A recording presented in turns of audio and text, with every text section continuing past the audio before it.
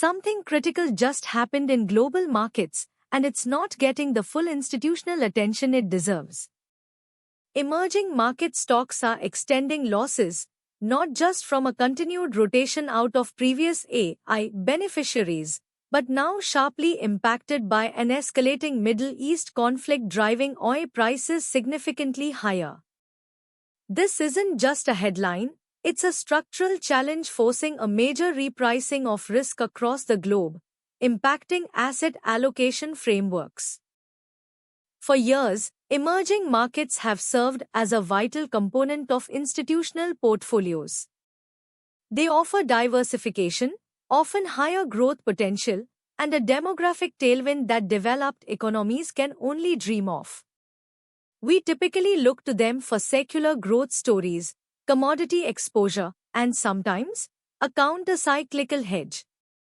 But that is only part of the story. The core value proposition of EM relies on stability, both internal and external. Many emerging economies possess structural moats rooted in their demographics and rich natural resources. Think about the long-term consumption growth from a young population or the strategic importance of critical mineral exports. These are powerful, multi-decade drivers. However, these very strengths can also become vulnerabilities when global supply chains are disrupted or commodity prices become weaponized. This matters because insulation is critical.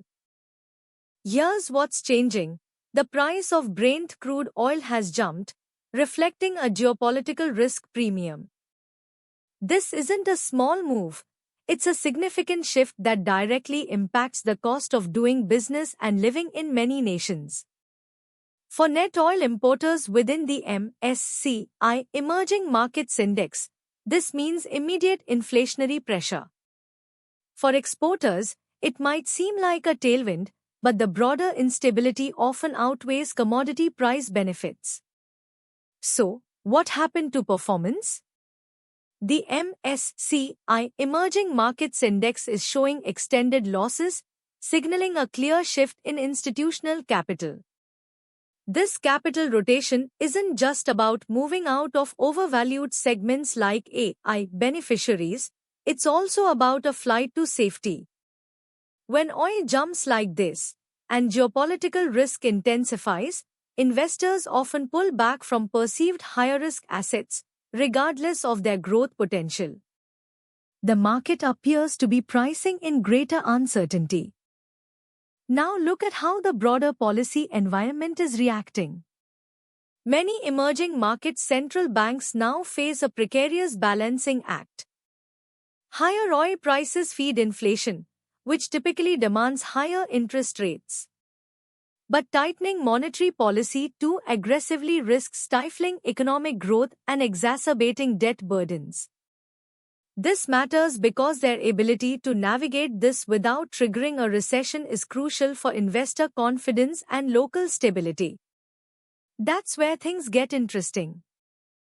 The geopolitical commentary is unambiguous. Escalating tensions in the Middle East are the primary driver of this oil price surge. This isn't a temporary blip. It represents a re-rating of regional risk. For investors, this means a sustained geopolitical risk premium is now embedded in commodity prices and, by extension, in the cost structure of economies globally. This directly impacts the global liquidity shift. We are watching the DXY and gold, too. The narrative of capital rotation out of AI beneficiaries has been persistent, with investors questioning extended valuations in sectors like technology. What changes next is crucial. Where does this rotating capital flow? Ideally, it would seek undervalued sectors or regions. However, the current geopolitical environment suggests much of this capital is moving into safer havens or sitting on the sidelines, rather than flowing directly into EM. Intensifying the risk repricing. This situation highlights a potential divergence between developed and emerging markets. While developed markets, like the SP 500, might face their own challenges from inflation and higher rates, they often poses greater institutional depth and policy flexibility. Emerging markets, however, are more acutely exposed to external shocks. This matters because sustained divergence impacts global asset allocation models, pushing investors to reevaluate their EM weighting. The biggest immediate risk for emerging markets is the dual pressure of inflationary headwinds from higher oil and corresponding currency stress. When a nation's currency depreciates against the US dollar, it makes dollar-denominated imports more expensive, fueling inflation, and significantly increasing the cost of servicing dollar-denominated debt. This can create a vicious cycle, eroding domestic purchasing power and investor confidence. The yield pressure is building. Something important is happening here concerning systemic risk. Many emerging economies have accumulated substantial debt, often denominated in foreign currencies. Rising global interest rates, coupled with a stronger dollar and now heightened geopolitical uncertainty, can quickly make these debt loads unsustainable. We are watching for any signs of sovereign debt distress or potential contagion across the asset class. This could trigger further capital flight. Given these extended losses, some might argue that emerging market valuations are becoming more attractive. However, this is where institutional analysis gets granular. Is the valuation simply cheaper, or is it appropriately repriced for significantly higher risk? We need to reassess forward earnings visibility against a backdrop of potentially higher energy costs, slowing global growth, and persistent geopolitical friction. A cheap price doesn't always signal a good value. What changes next depends heavily on two critical catalysts. First, any de-escalation of the Middle East conflict would immediately ease the geopolitical risk premium on oil, providing significant relief. Second, a sustained weakening of the US dollar and a potential pivot by major central banks towards more accommodative policy could alleviate currency and debt pressures. Without these, the headwinds for the MSCI Emerging Markets Index remain substantial.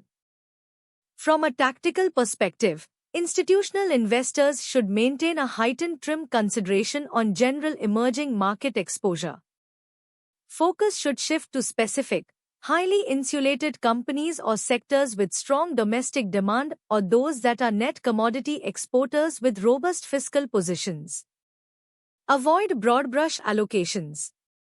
We are not seeing a clear breakout watch signal for the overall asset class yet, but rather a need for selective, high-conviction positioning. The bottom line for sophisticated investors is clear: the confluence of geopolitical risk, rising oil prices, and ongoing capital rotation creates a complex and volatile landscape for emerging markets. While the long-term structural tailwinds for EM remain, the near-term path is fraught with significant macro headwinds and risk repricing. A deep, granular understanding of these dynamics is essential. For more institutional market intelligence and asset insulation assessments, make sure you subscribe to our Money News and hit that notification bell. We are here to help you navigate these critical shifts.